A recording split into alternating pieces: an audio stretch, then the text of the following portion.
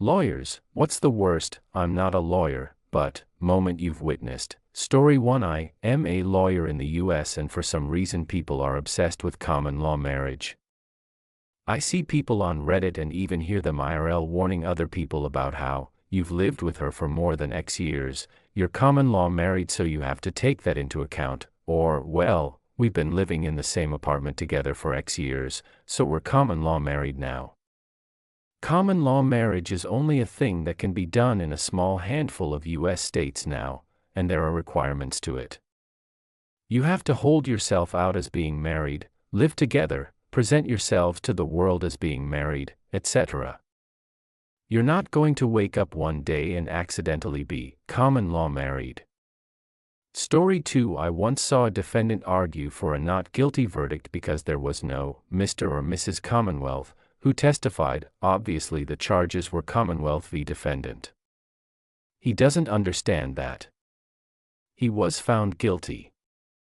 The judge did not appreciate that. Story 3. Some SOV-cits believe that when they're born their birth certificate is actually registering them as a corporation that is separate from their identity as a natural person, and through a series of complicated financial entanglements, the government is basically using them as equity that makes up part of the country's GDP or something, which means that you are worth millions or billions of dollars and can theoretically cash out by finding the magic combination of words. The fact no one has ever done this successfully doesn't dissuade them from the fantasy. They just walk around assuming they're worth billions and that any fines or penalties they incur don't really matter. This is also why they try to invoice the police for $250,000 per hour whenever they get pulled over for speeding or driving their car with a cardboard license plate that says "Traveler" written in Sharpie. They believe those invoices top up their imaginary bank account anyway. She'd probably wind up arguing that Social Security was just a disbursement from her true pool of wealth. Story 4. When I was a judicial intern, I saw an arraignment where the defendant claimed the court had no power over her, because she was a sovereign citizen who did not recognize the federal or state governments. Later learned that her sole source of income was Social Security. Story 5. This wasn't online, but a guy was representing himself pro se against a client of the legal clinic I worked at the time. She had a semi-public job doing promotion for a local pro sports team. Some dude did a brief fan interview with her at a game, and that lone interaction sparked a 5-year stalking saga, during which she got married and had kids with someone else, that culminated in the stalker making the following claim: he wanted a paternity test for her children, because he was convinced she had paid someone to follow him, find out when he masturbates, break into his home, steal his semen, and deliver it back to her. Apparently she had then impregnated herself with his Kleenex semen, and her 2 small children were actually his. I've never seen a judge looked as shocked, or as tired, as I did on the day that motion for paternity was denied. Story 6. As a lawyer, I love seeing all of the Facebook posts telling Facebook what they do and do not consent to. It's the online equivalent of Michael Scott declaring bankruptcy. The most recent one I saw tried to cite the Rome Statute as justification. For those unaware, the Rome Statute is an international agreement covering war crimes and crimes against humanity. Those are so stupid. They're literally trying to tell Facebook, who provides them a free service, what they can and can't do with the stuff they post on that free service for which the user agreed to the terms and service when they signed up for it. As if Facebook is actually going to have employees read everyone's feed and determine whose posts they can use data from. Story 7. I lived in the Netherlands for several years, and the funny one there is everyone would enter the equivalent of civil unions but never bother to get married. From discussing this with my friends, it really came down to the fact that Dutch guys were really scared of the word marriage and didn't want to do it. I literally had a colleague who bought a house with his all but legally wife, and they had 2 toddlers, then came in one weekend shaken because he realized if something happened to him or his partner they would be legally screwed. But he still didn't want to get married. It was odd. Story 8. IVE found that Redditors are absolutely obsessed with correcting each other with the idea that assault and battery are often confused, and that assault only ever means to put someone in fear of imminent harm. to the point where if I even point out that that is only true sometimes, in some places, I will be downvoted. Roughly a third of states define assault as some version of purposely, knowingly, or recklessly causes bodily injury to another. Story 9. I had a non-lawyer try to tell me that testimony was not reliable evidence and that a judge could not rely upon it in making a factual determination. This was in the context of a small claims case I was helping my client prepare for. It was my client's word against the opposing parties, plus some photographs he was planning on introducing. I told the opposing party that, I'll guess we'll see what the judge does. Spoiler, the judge found my client's testimony much more compelling and ruled in his favor. Story 10. My favorite is, if you ask an undercover officer if he is a police officer, he can't legally lie to you. Yes. Yes, he can. Had an undercover in on a deposition once and he had been wearing a wire for part of the investigation. He was asked if he was undercover by a co-defendant and his response was, yeah, obviously, I'm here buying drugs from you guys cause I'm an undercover police officer. I have a wire hidden under my beard and everything, you fucking moron. He said it with such immense sarcasm they didn't think twice about it and sold him a trafficking amount of cocaine. Story 11. My favorite. The judge cannot determine this matter because he is a member of the Freemasons, and the Freemasons do not believe in the concept of private property. This case ended with the non-lawyer accusing everyone of being a Freemason. The same non-lawyer also ran an appeal in that case based on the fact that the judge was not a real judge, because the judge had not taken his oath of office.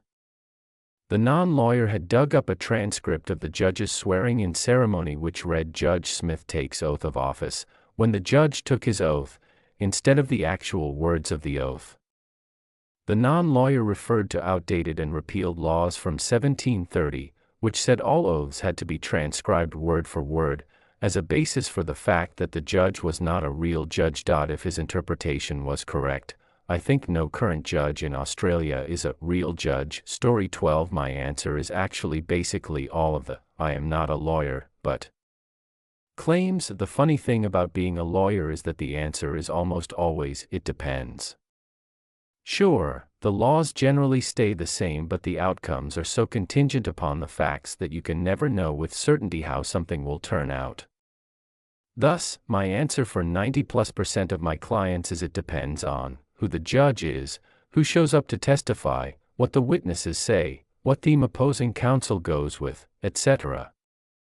More importantly, we are not allowed to guarantee results, and for good reason. The simple fact of the matter is judges, juries, prosecutors, and opposing counsel can make different decisions based on identical facts and laws. I think the only time I am not a lawyer, but would be appropriate is if someone is saying, I am not a lawyer, but you need to consult with an attorney.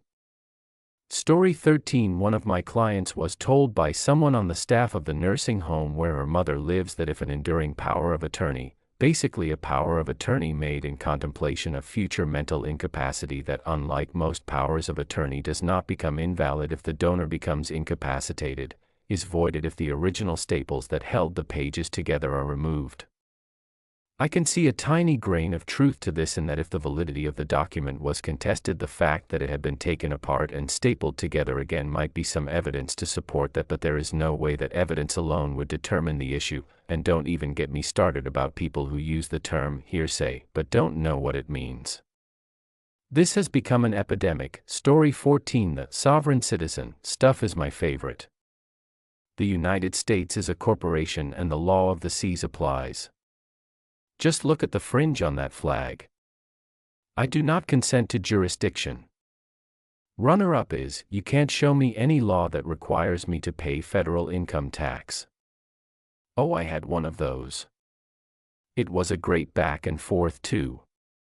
There's no law that states I have to pay taxes. You know, they have the power to levy and impose income tax.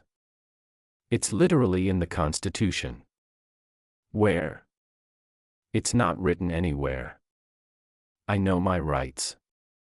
The 16th Amendment. That's not a law, that's just an amendment. *U dense motherfucker.jpg.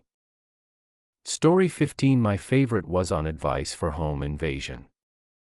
According to the poster, you could shoot to kill anyone who comes in uninvited. Absolutely not the case, because self-defense by definition requires reasonable force.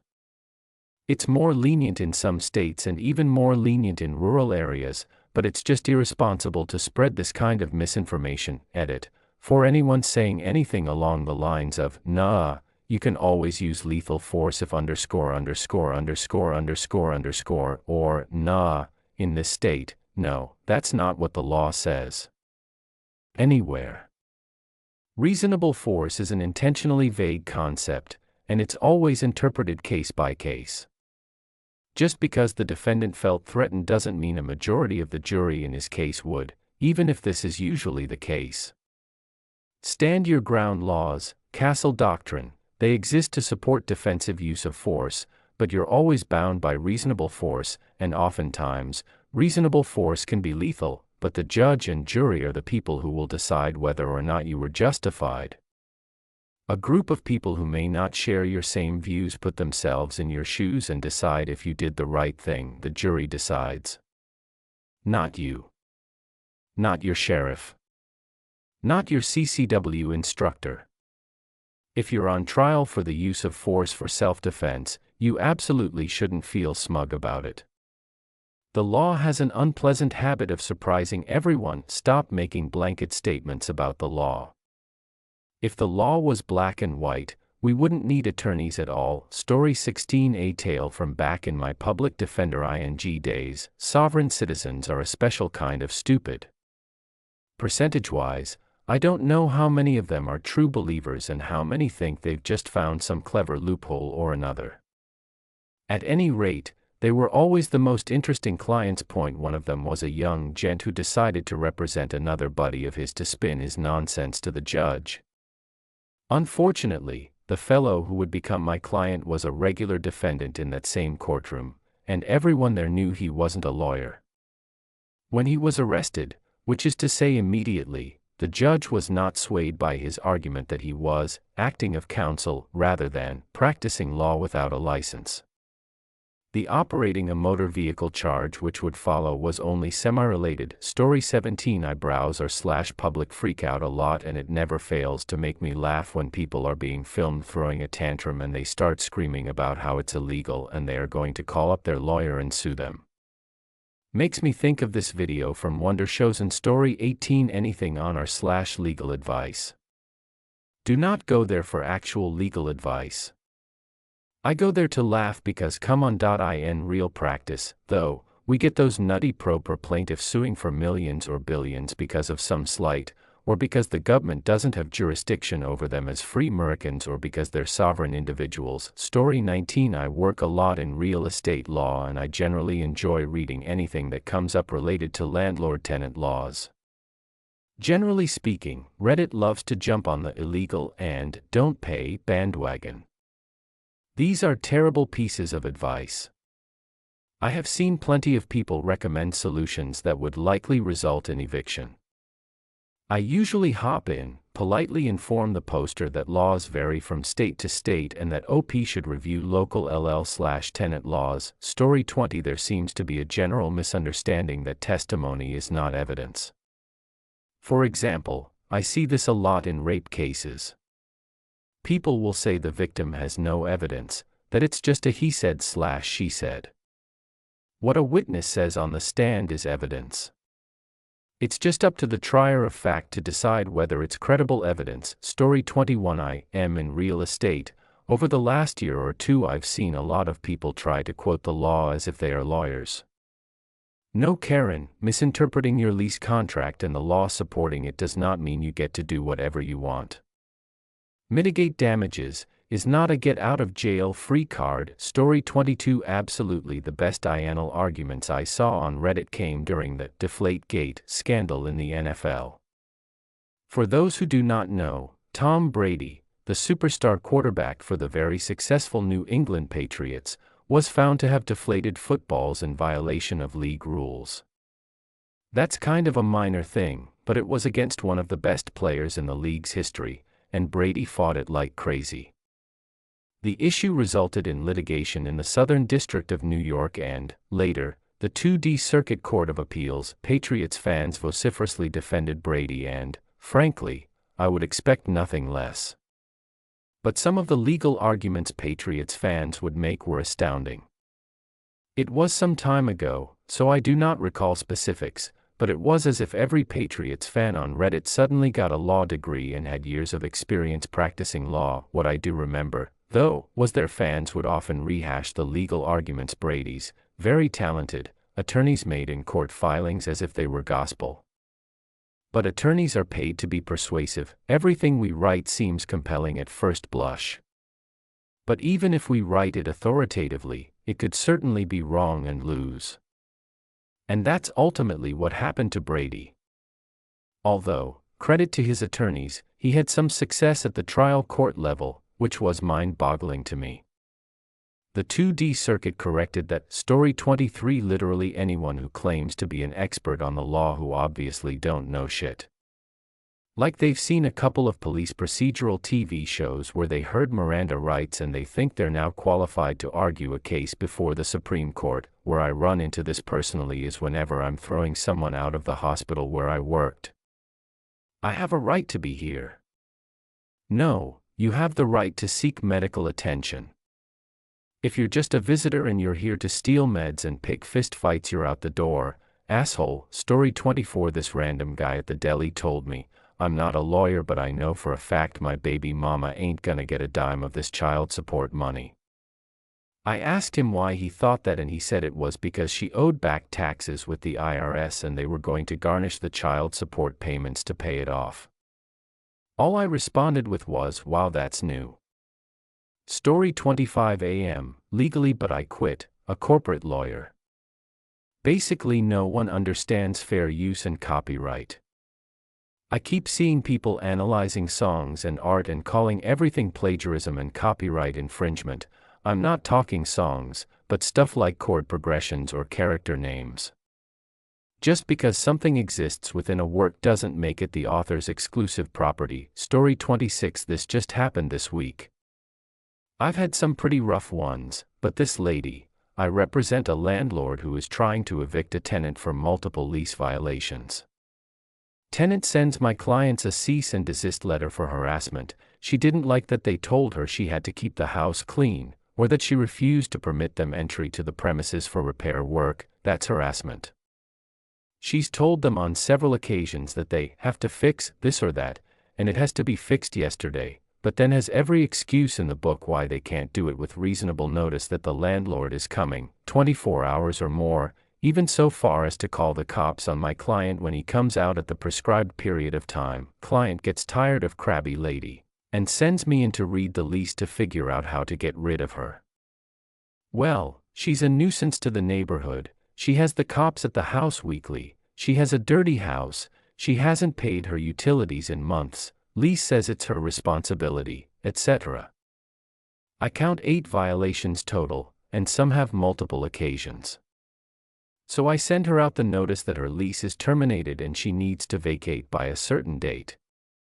She ignores termination letter and informs me that utilities are being cut off, and I need to grant her permission to get an extension to pay the city utility bills.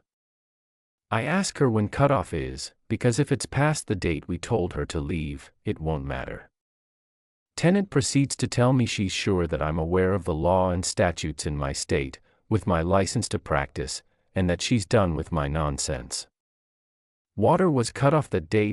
My clients, concerned that children, including a diabetic, are without water, call city to have it reconnected and put in their name. I inform the tenant that she will have water that night, and that this does not mean the lease is still active. We have terminated the lease, and she must move out.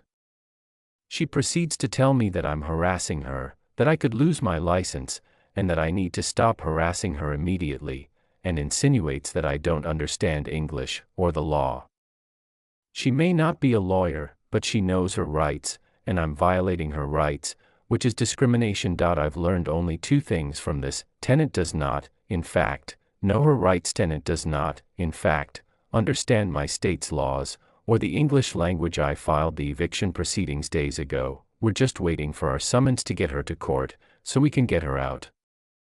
Story 27. Many years ago, asshole former judge owned a company that owed my employer, I was controller, a bunch of money. He signed a security agreement for their receivables, meaning we could collect the company's receivables to recover our debt. The only problem was one of his employees was a friend of my boss and brought in a copy of exactly the same agreement, but with another company, dated a month before. Now, being a CPA candidate, I was studying business law and said, well, this looks like fraud and we can sue his ass for the entire company. My boss calls our attorney, who hated the judge with a passion, and related the situation. Yep, fraud. We went to court, got summary judgment, the judge just laughed at the crooked judge, and we owned the company. It was fun. Story 28. Charlie, says the guy who knows nothing about the law, Dennis, I can absolutely keep a hummingbird as a pet, bro. It's no different than having a parrot or a parakeet. It's a bird, bro. Charlie, you really can't, and I'm not saying I agree with it. It's just that bird law in this country, it's not governed by reason. Dennis, there's no such thing as bird law. Charlie, yes, there is. Dennis, you know what? I'm going to get a hummingbird and I'll show you. Charlie, hummingbirds are illegal tender. Dennis, I'm going to get one. Charlie, you cannot. Dennis, to spite you, I'm going to get one. Mac, where are we with gulls? Charlie, you can keep a gull as a pet, but you don't want to live with a seabird, okay, 'cause the noise level alone on those things. Have you ever heard a gull up close? It's going to blast your eardrums out, dude. Story 29. Yellow fringe flag theory. Had a criminal defendant demand I use this in their defense? No. No. It is a warped, bizarre melange of admiralty law, constitutional law, army regulations, and some other junk that can be summarized as, if the courtroom flag has yellow fringe on it, you are not constitutional, because you are now a military court without justification for martial law, and therefore, you have to let me walk. By the way, most courts where I am at have yellow fringe on their flags as a common design theme. Story 30. Just today a semi-retired police officer told us if you get pulled over while DUI, just chug an open liquor bottle in front of the officer. He claimed they can't prove anything then. Obviously I didn't have the life experience to call bullshit, and I'm sure a super expensive and super connected lawyer could get it down to open container, but I'm almost positive any half-ass lawyer could easily prove you were drunk. Alcohol isn't instantaneous. Well, at that point a breathalyzer is not scientifically valid, alcohol residue in mouth, for up to 15 minutes, and a blood test may not happen for an hour or two. In order to ensure that the breathalyzer machine does not measure mouth alcohol, the police officer who tests someone is required by California law to observe a 15-minute waiting period before they administer the test, where they watch the person and make sure that they do not ingest anything, smoke, drink anything, or regurgitate alcohol into their throat or mouth. So they'd have to arrest and hold you for 15 minutes to disprove mouth alcohol, but you'll still be just as drunk. 15 minutes doesn't sober much, but no consensus how fast that post-accident alcohol might affect a person's BAC.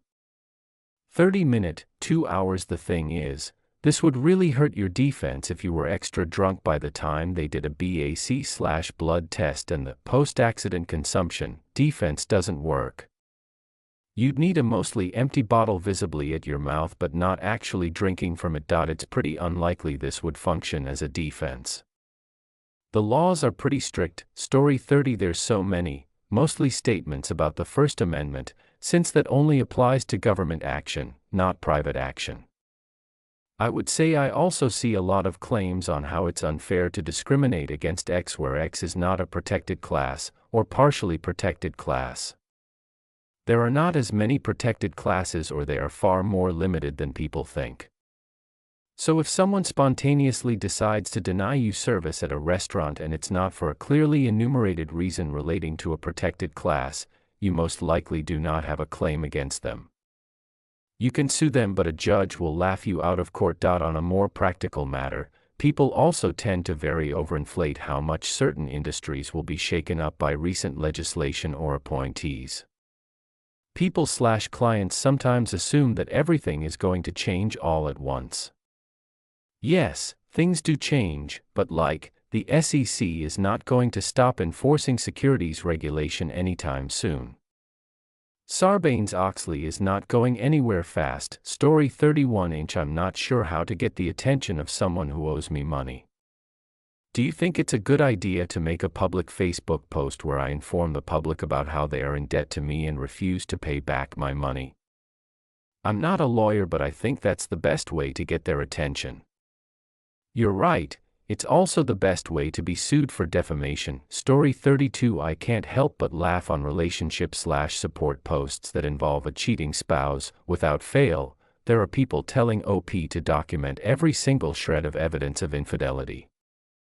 I do not, nor would I ever discourage people from excessive documenting, because the opposite problem is much worse, but screenshots of your soon-to-be ex-husband's spicy DMs are next to worthless in divorce proceedings almost everywhere. Story 33. Totally not a response to the question, but one of my most memorable cases. When I was a baby lawyer doing insurance defense, a woman was late on her premium payment and left a check with her broker right at close on a Friday. Broker just put it in a drawer. She wanted to go home. Insured got into an accident the next day, and when the complainant called the company, they told him the policy had been canceled for non-payment. That man went bonkers and tracked down the insured and busted up her car windows and harassed her before being arrested. The policy info was updated Monday morning when the broker got back to the office, but the insured was so upset that she sued the company for $1 million. Every week that we didn't pay, she filed an amended complaint adding $1 million to the claim and adding whichever lawyer was unlucky enough to cross her as a defendant. By the time the case was over, I'd had to appear in court over a dozen times. The woman was asking for $1 billion and the judge said she'd rule by mail so no one had to face the insured again.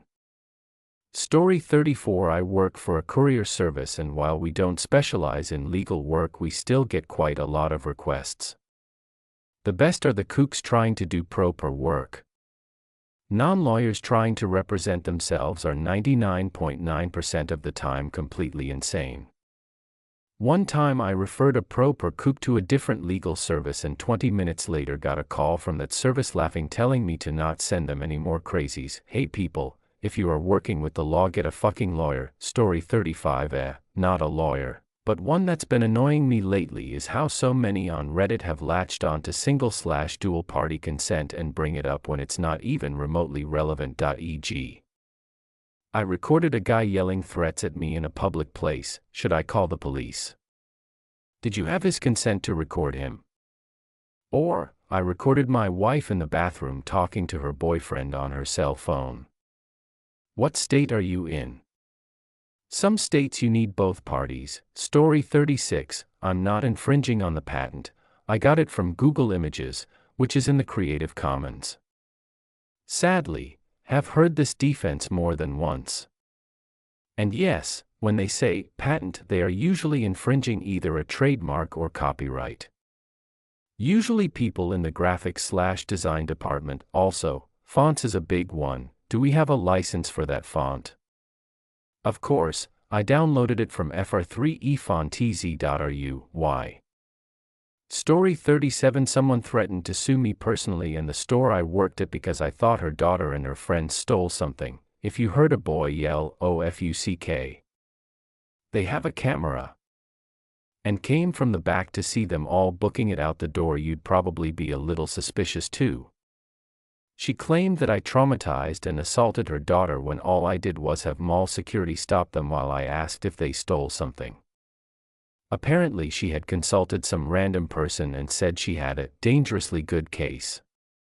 She also called the police on me, who ended up escorting her out, all the while she threatened to sue their police department. Story 38. Mexican lawyer here. Had an argument with my dad about the ownership of an apartment my mom kept after the divorce. But I paid for it. That may be so, but you put it in my mom's name and legally agreed to let her keep it during the divorce proceedings. You even signed a judicial agreement that says so. Yeah, but I paid for it. I understand, but that's not how property works. If you put it in her name and didn't contest it in the divorce, it's hers. I don't understand. If I paid for it, it's mine. That's how property works. I could have it back if I wanted. Spoilers, he could not. Story 39. Not sure if this is what you're looking for, but a few clients have wanted us to pressure or strong-arm the other side into doing thing, or they would come forward with damning evidence. Depending on the circumstances, their game plan often amounts to extortion or blackmail, and despite what TV seems to think, is pretty illegal. You'd think people would be more understanding when you say you won't break the law for them, but I guess not.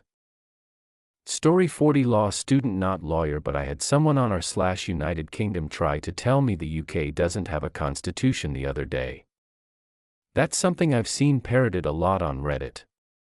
Often even if you politely correct them, shower them with sources and so on, they'll just double down. So I say, mate, I might not be a lawyer, but I got a first in public law. I do know what I'm talking about much better than you. And then they say something like this, which I save to laugh at from time to time. Do you have a PhD?